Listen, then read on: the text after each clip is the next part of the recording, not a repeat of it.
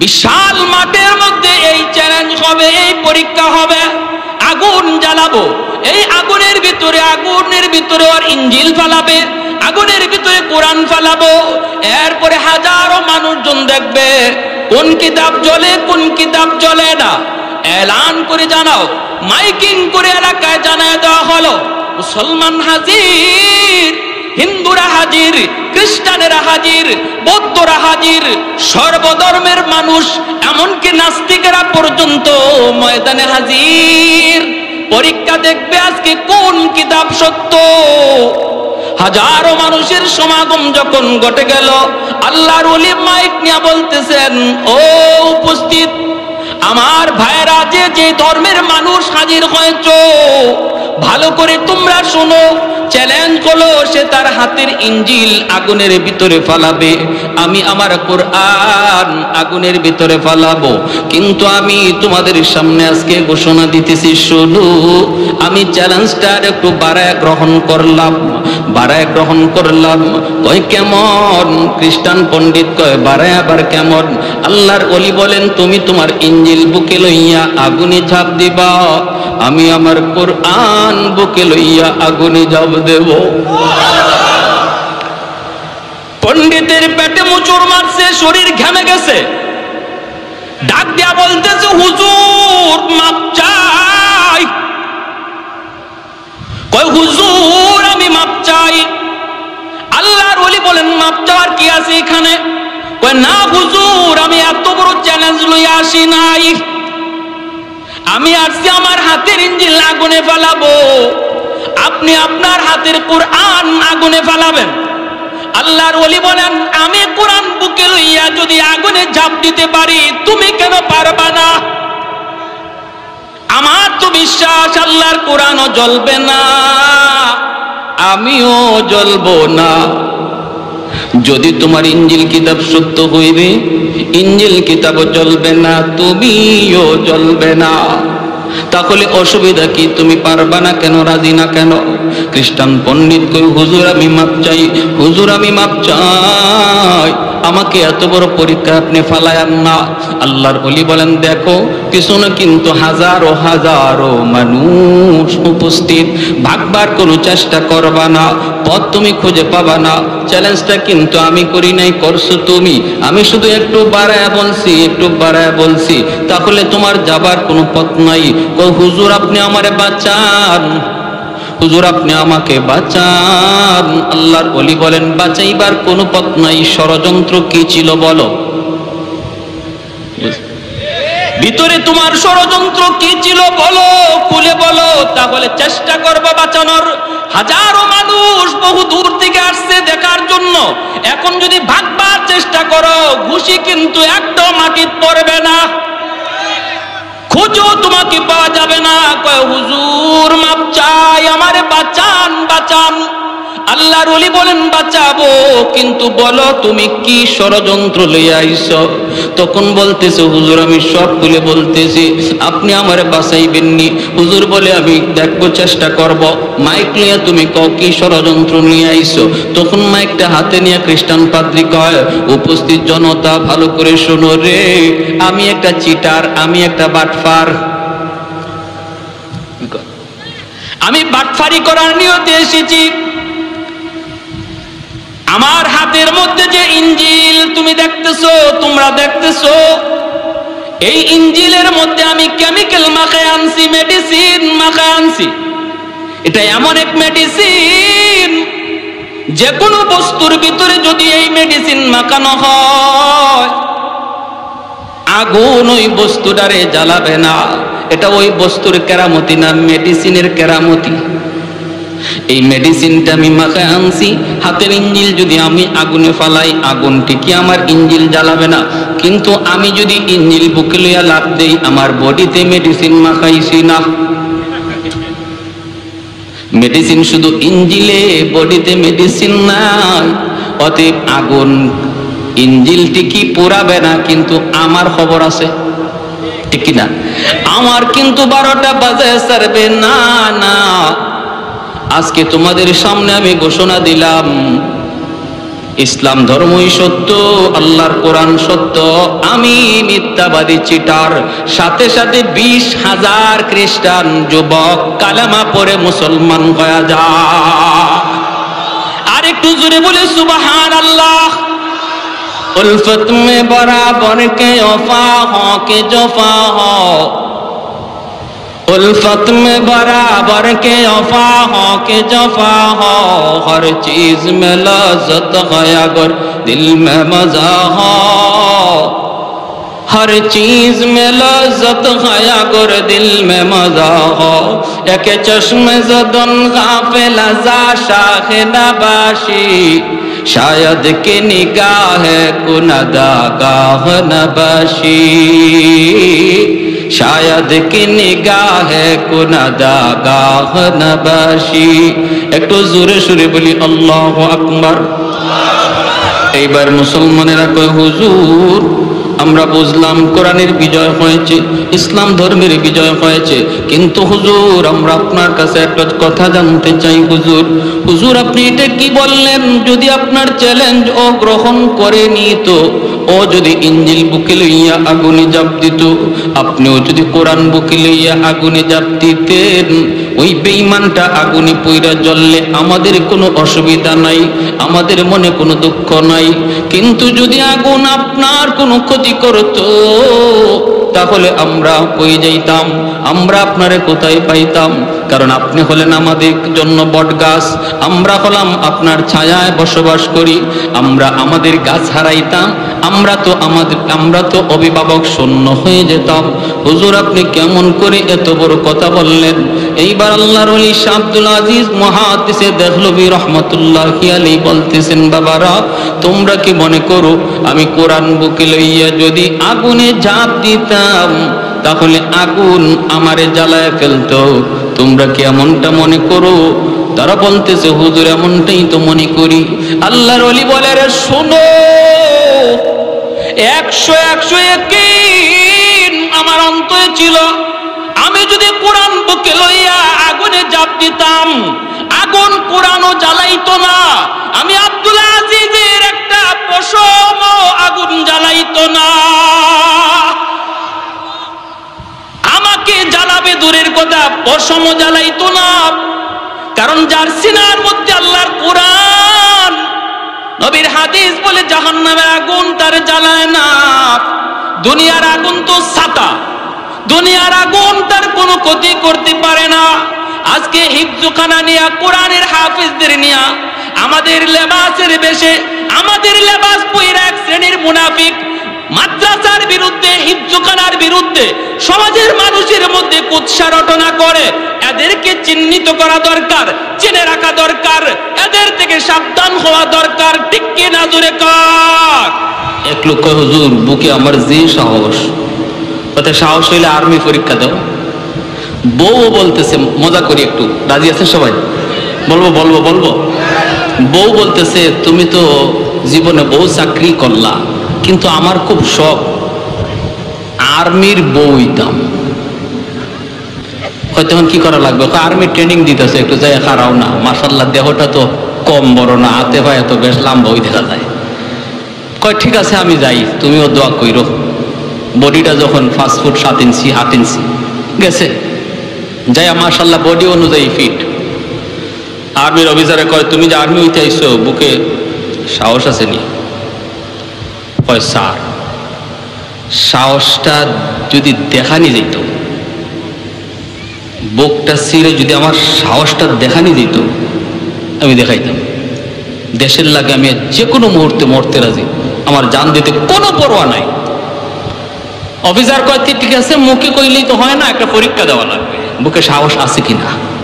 কয় স্যার যে কোনো পরীক্ষা নেন, আই এম রেডি। কয়তে ঠিক আছে তুমি খাড়াও। কয় খাড়াইতাম মানে? বলে তুমি এখানে খাড়াইবা 10 হাত দূর, আর আমি তোমার 10 হাত দূর থেকে তোমার মাথার মাত্র 1 আঙ্গুল উফরি দিয়ে একটা গুল্লি করবো। গুল্লি কি করব? গুলি বুঝেননি? ফায়ার। কয়েকটা ফায়ার করবো তোমার মাথার মাত্র 1 আঙ্গুল উফরি দিয়া। এতেই বোঝা যাবে তোমার বুকে সাহস কি পরিমাণ আছে, দেশের লাগি তুমি জীবন দিতে পারবা কি পারবা না। হে কয় স্যার, কয় আঙ্গুল উফরি দে স্যার,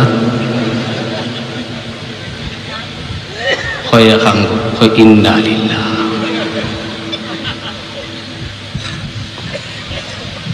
হয় স্যার ইজাত পরীক্ষা আমার বাপের করতে শুনছি না স্যার, আর কোনো পরীক্ষা নেই স্যার। স্যার কয় না, ইন্টারভিউ তোমার লাগে একটাই, এক আঙ্গুল উফরিতে করলি। কয় স্যার গুলি করার সময় যদি আপনার মশা খাওয়া মারে,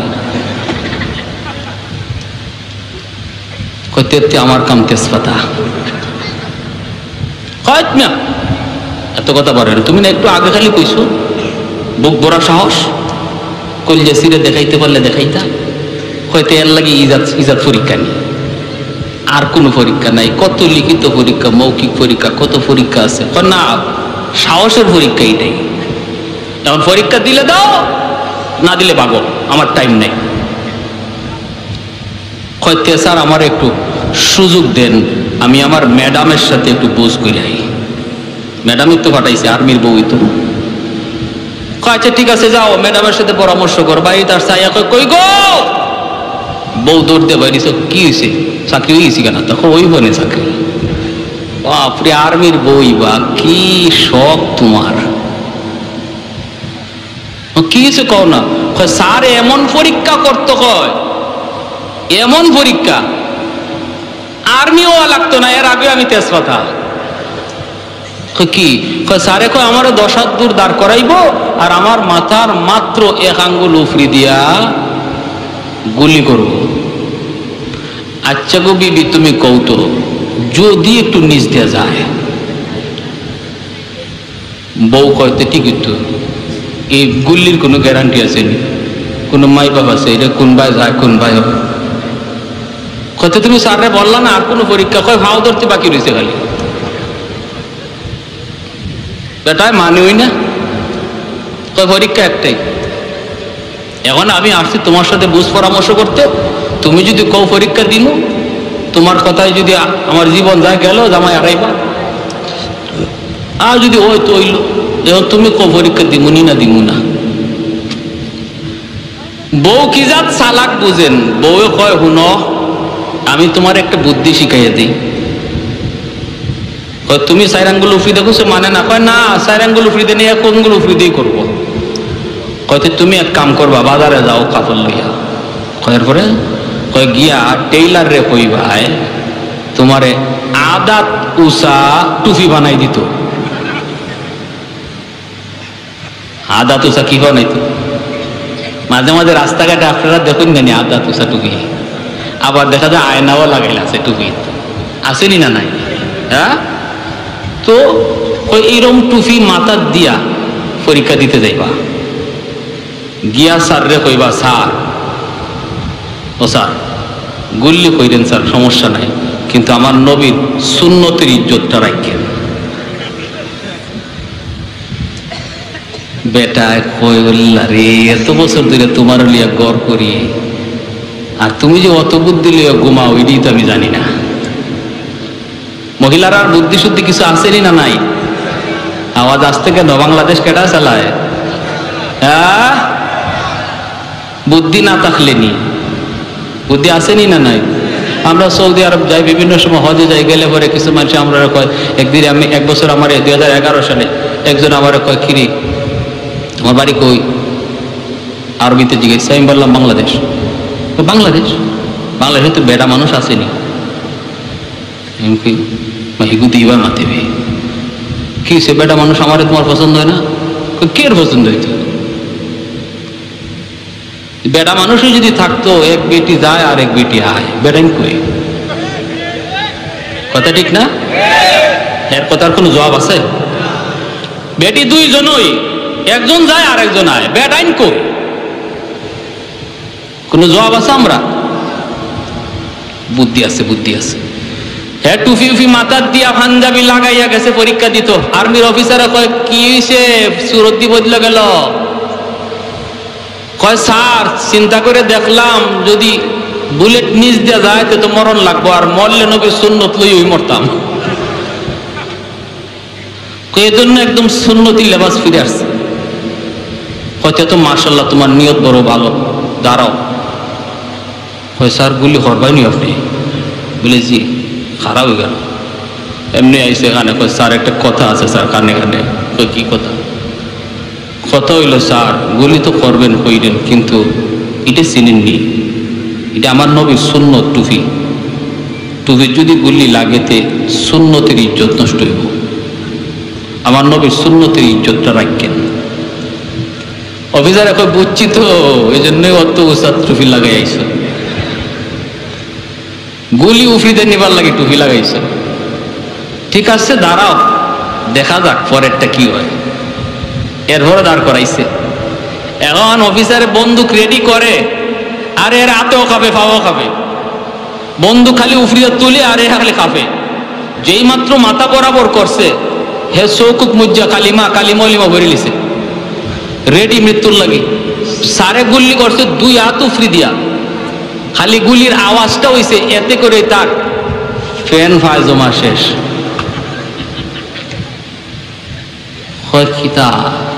সাহস না বললে বুক ফাইরে সাহস দেখাই পারলে দেখাইতা। এই ধরনের সাহস লইয়া কি আমরা আলেমদের সাথে ময়দানে নামবো, নাকি বুক ভরা সাহস নিয়ে নামবো? আলেমরা যদি ময়দানে জীবন দিতে বলে, উলামায়ে কেরামের সম্মান রক্ষায়, ইসলামের ইজ্জত রক্ষায়, সম্মান রক্ষায়, এদেশে কোরআন থাকবে কি থাকবে না এই প্রশ্ন যদি আমাদের সামনে আসে, আর আলেমরা ময়দানে ডাক দেয় যদি জীবন দিতে হয় সত্যিকার অর্থেই কোরআনের জন্য জীবন দিতে তৈয়ার, কারা কারা একটু হাত উঠে আল্লাহকে দেখা।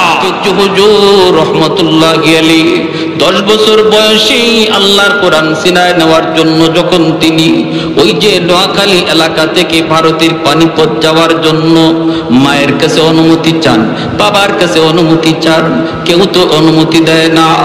একটা ছাত্ররে তিনি কোরআন পড়াইতেন, মাস শেষে 10টা টাকা ছাত্রের বাপ মাতারে বেতন দিল।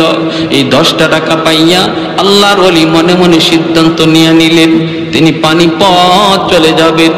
মায়ের কাছে আসলেন, আয়েশা বলতেছেন, মা গো, ও মা অনুমতি দাও, আমি আত্মীয়র বাড়িতে বেড়াইতে যাব। মা অনুমতি দিয়া দিছে। মা মনে করছে অমুকের বাড়িতে বেড়াতে যাবে। আল্লাহর ওলি কিন্তু বলতেছেন, মা যদি একটু দেরি হয়, মা গো তুমি সন্তানের জন্য কাঁদো না। একটু দেরি যদি হয় মা তুমি কাঁদো না, মন খারাপ করো না। এই বইলাস আল্লাহর ওলি 10 বছর বয়সে তিনি কোরআনের পাগল হইয়া তিনি বের হয়ে গেলেন চাঁদপুর। চাঁদপুর তখন লঞ্চ ঘাট, স্টিমার জাহাজ এখান থেকে যায় খুলনা, খুলনা থেকে রেলে আবার ভারতের পানিপথ যেতে হয়। তিনি চাঁদপুর রেল স্টেশনে চাঁদপুর লঞ্চ ঘাটের মধ্যে এসে তিনি হাঁটতেছেন। কোন লঞ্চটা যায়, কোন জাহাজটা খুলনা যায় তাও তিনি জানেন না। নদীর পারে পারে তিনি হাঁটেন, ছোট্ট বালক। ওই অবস্থায় একজন মানুষ ডাক দিয়া কয়, বাবা তুমি কে, কই যাবা? কই খুলনা যাব। কেমনে যাবা? কই জানি না। লোকটা তখন বলতেছে, বাবা তোমার সাথে কি কেউ আছে? কয় কেউ নাই। লোকটা তখন বলতেছে, আমার সাথে তুমি চলো, আমার বাড়ি খুলনা, আমি এখানে বেড়াইতে এসেছিলাম আমার মেয়ের বাড়িতে, খুলনা যাব বাবা, তুমি আমার সাথে উঠো। ওই লোকটা আল্লাহর ওলিকে সাথে নিয়ে লঞ্চে উঠল। ব্যবস্থা করে দিলেন কে? আর একটু জোরে বলেন কে? হ্যাঁ, ওয়াল্লাযীনা জাহাদু ফীনা লানাহদিয়ান্নাহুম সুবুলানা ওয়া ইন্নাল্লাহা লামাআল মুহসিনিন।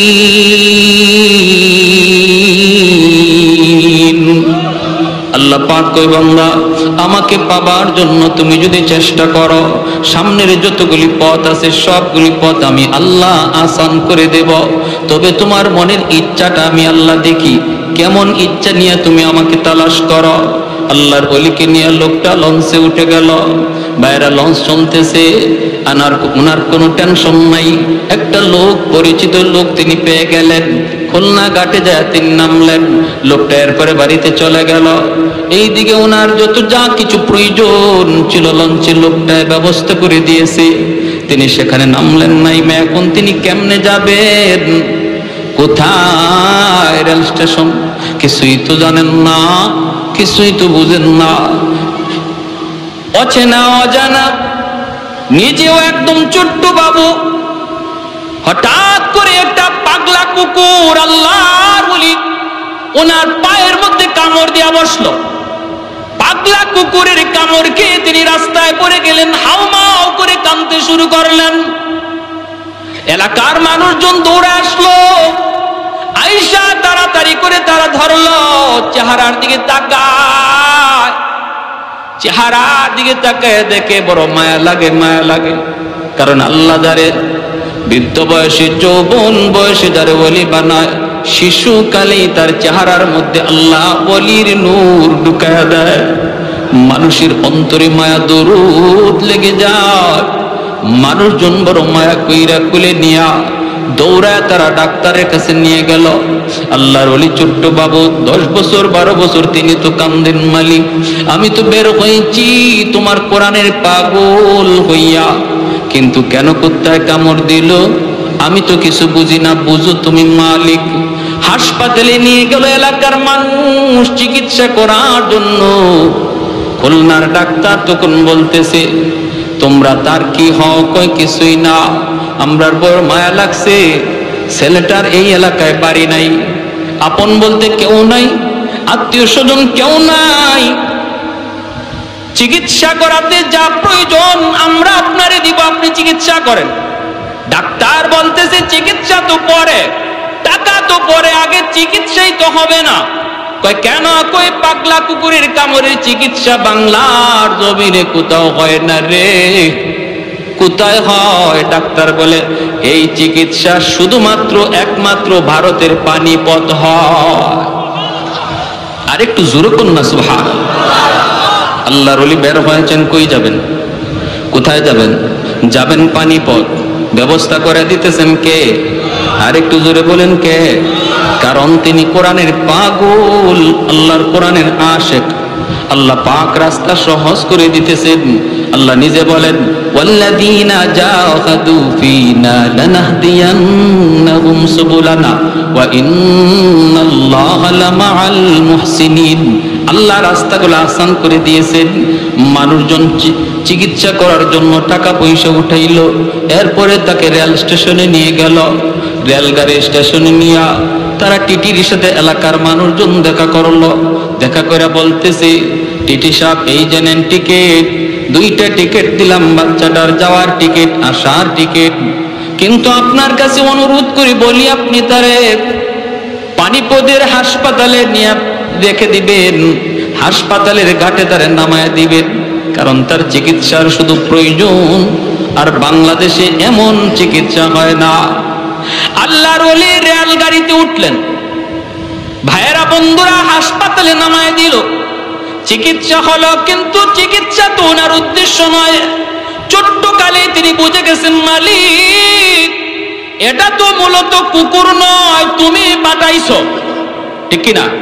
এটা তো মূলত কুকুরের কামড় নয়, আমাকে পানিপথ পাঠানোর উসিলা বানাইছো, আমাকে পানিপথ বানানোর উসিলা বানাইছো মালিক।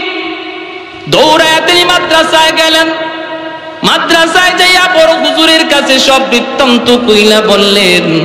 হুজুর বলতেছে, বাবা রে, বড় কষ্টের সংবাদ, কষ্টের খবর তুমি শোনাইছো, ছোট্ট বালক, এত কষ্ট করে তুমি পানি পৌঁছাইছো, কিন্তু বাবা শোনো, আমার মাদ্রাসার ভর্তির টাইম শেষ, আর তো ভর্তি করার কোনো সুযোগ নাই, এখন আর কোনো ছাত্র নেওয়ার সুযোগ নাই, আমার যদ্দূর কৌটা ছিল কৌটা ফিল আপ, থাকার জায়গা নাই, খাওয়ার জায়গা নাই। তখনকার সময়ে ভারতের পানিপথ এলাকা অত্যন্ত গরিব ছিল, মানুষজন কোন রকম চলতেছে, মাদ্রাসাগুলিও কোন রকম চলে। বড় হুজুর বলতেছে, বাবা ভর্তির টাইম শেষ, আর ভর্তি করার সুযোগ তো নাই, বাকি তোমাকে বোর্ডিং এ রাখার মতো আমার কোনো সুযোগ নাই। আল্লাহর ওলি উস্তাদের পায়ে পড়ে কান্দেন আর বলেন, উস্তাদজি আমাকে আপনি আর ফেরত দিয়েন না, আমাকে আর ফেরত দিয়েন না গো। কুকুরের কামড় সহ সব সহ্য করেছি, শুধু এই মাদ্রাসার স্বপ্ন দেখে আমাকে আপনি ফেরত দিয়েন না।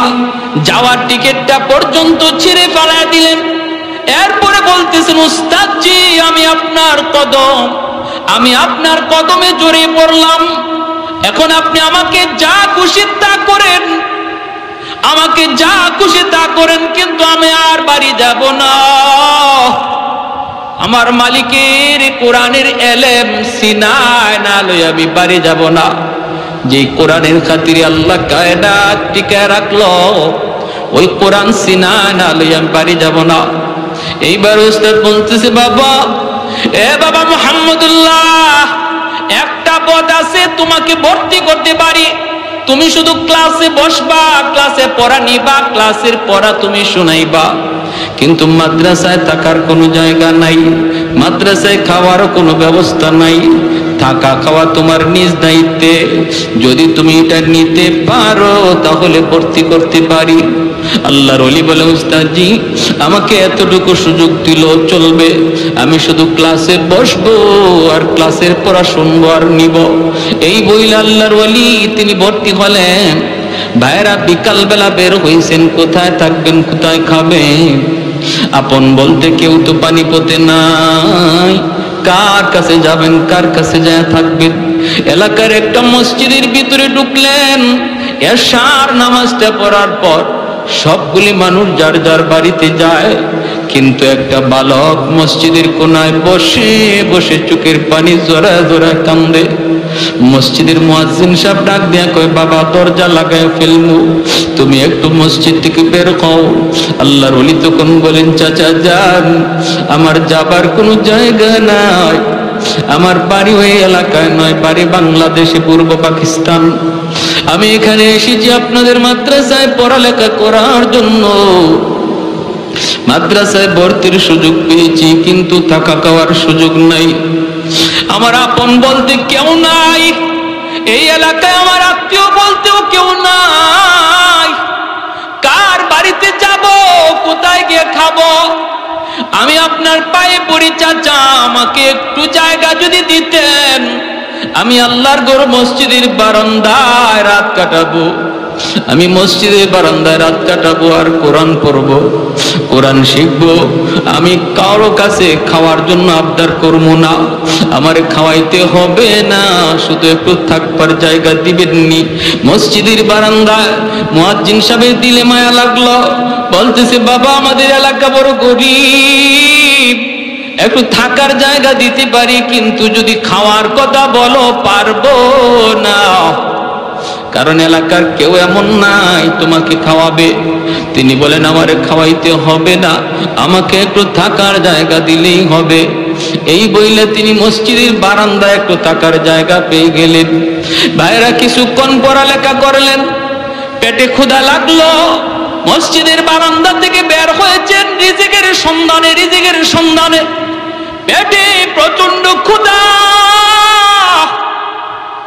ছোট্ট বালক, পাশে একটি বাজার, ওই বাজারে একটা হোটেল, ভাঙ্গাচোরা একটা হোটেল।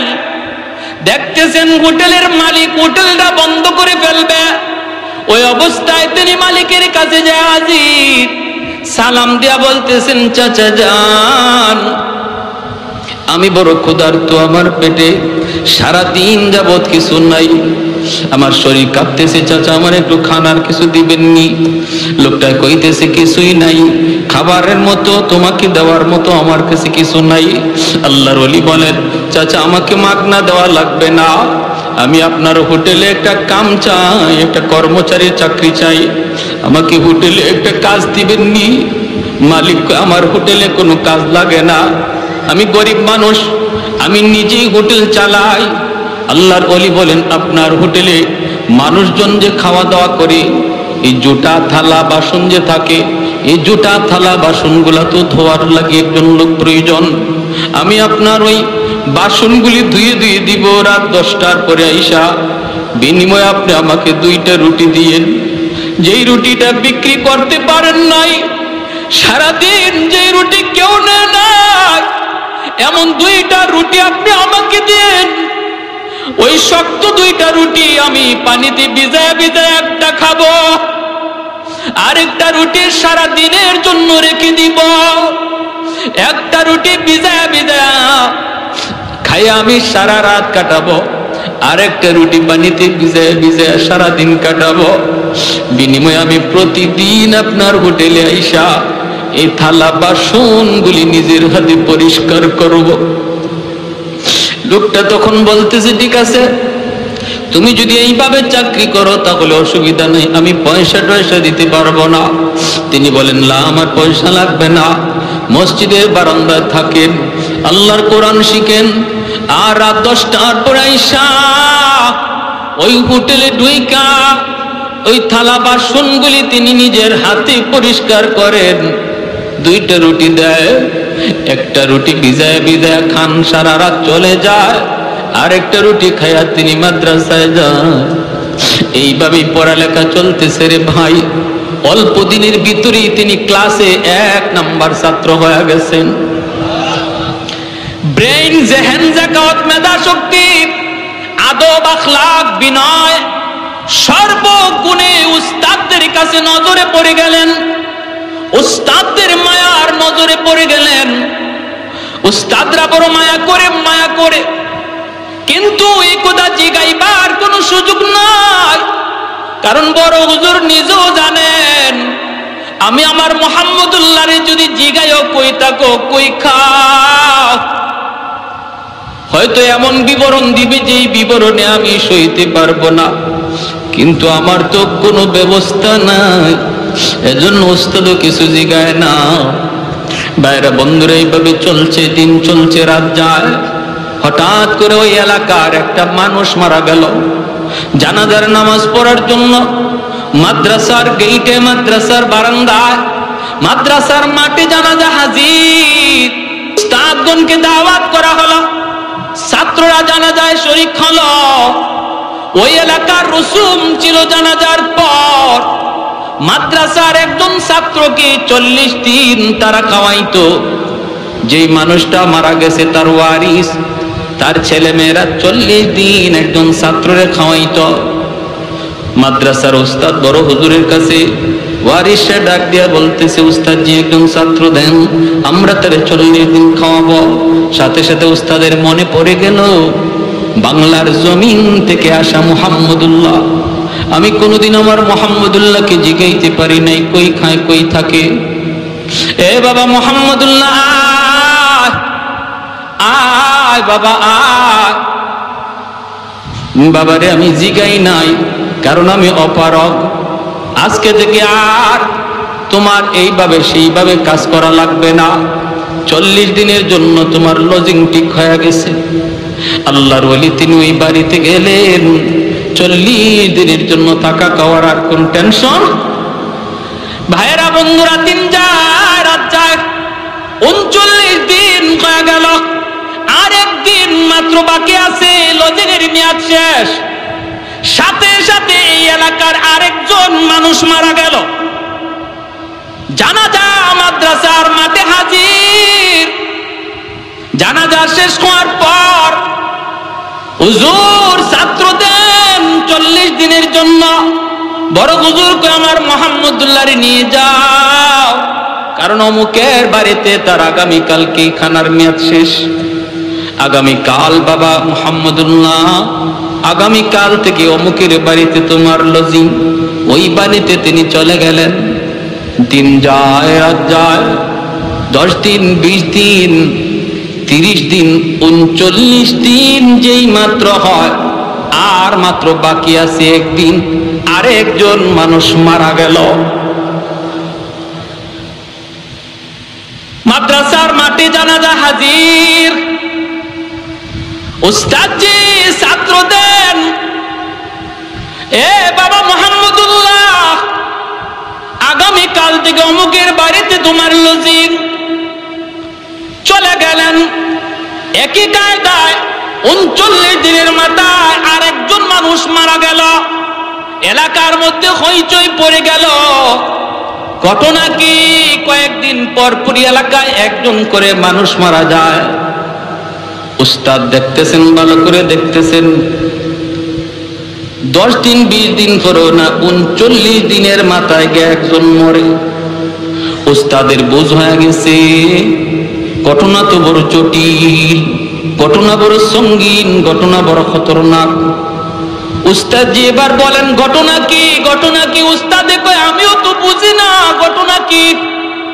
এই রাতে আল্লাহর ওলি ঘুমাইছেন। উস্তাদ জি বড় হুজুর, স্বপ্ন যুগে আমার নাম নবী, মায়ার নবী, মরুর দুলাল, সরওয়ারে দু জাহান নবী মুহাম্মদুর রাসূলুল্লাহ সাল্লাল্লাহু আলাইহি ওয়াসাল্লামের সঙ্গে বড় হুজুরের সাক্ষাৎ হয়ে গেল।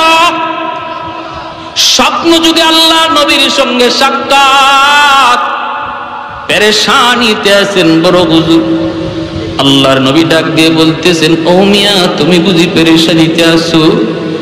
কয় আল্লাহর নবী পেরেশানিতে? মায়ার নবী, দয়ার নবী বলতেছেন, আমার মুহাম্মদুল্লাহ রে চিনো না, আমার মুহাম্মদুল্লাহ রে চিনো।